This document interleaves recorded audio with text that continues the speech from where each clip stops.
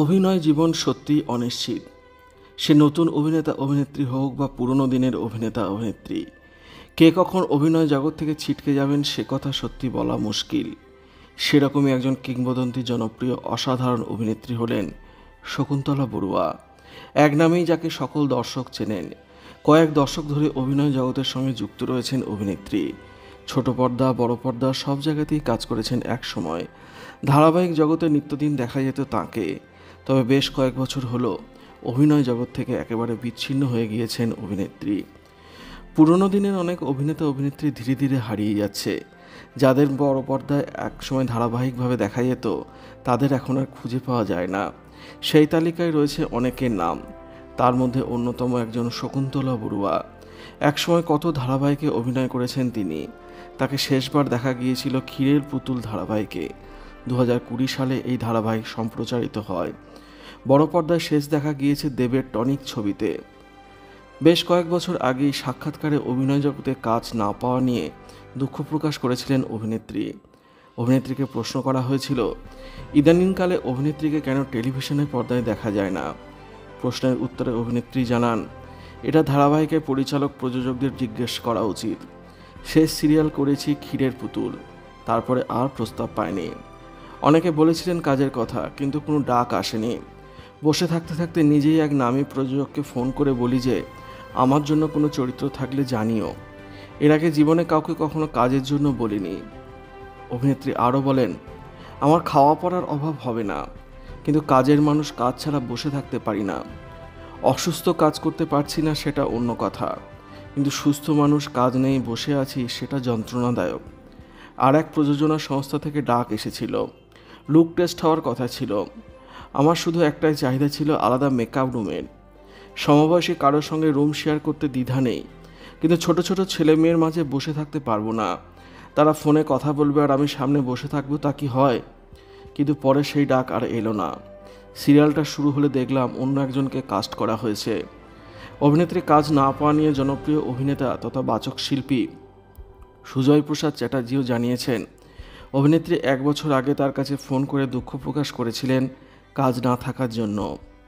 এভাবেই দিনে দিনে হারিয়ে যাচ্ছে পুরনো সময়ের অভিনেতা অভিনেত্রীরা, যারা একসময় এই টলিউডের ভিত তৈরি করেছিলেন। টলিউডের বর্তমান পরিস্থিতি বা চিত্র যাই বলা হোক না কেন, মোটেই সন্তোষজনক জায়গায় নেই। করোনা পরবর্তী পরিস্থিতিতে এই চিত্র যেন আরও খারাপ হয়েছে। বিগত বেশ কিছু বছর ধরেই বিশ্ব সিনেমায় ভাটা চলছে। এমন পরিস্থিতিতে কিছু ইন্ডাস্ট্রি ঘুরে দাঁড়াতে পারলেও বাংলা এখনও অক্ষম।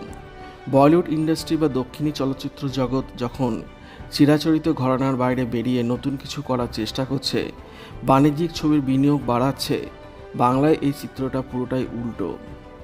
টলিউডের বর্ষিয়ান শিল্পী থেকে শুরু করে বর্তমানে জনপ্রিয় তারকারাও কাজ হারাচ্ছেন, পেশা বদল করতে বাধ্য হচ্ছেন অনিচ্ছা সত্ত্বেও।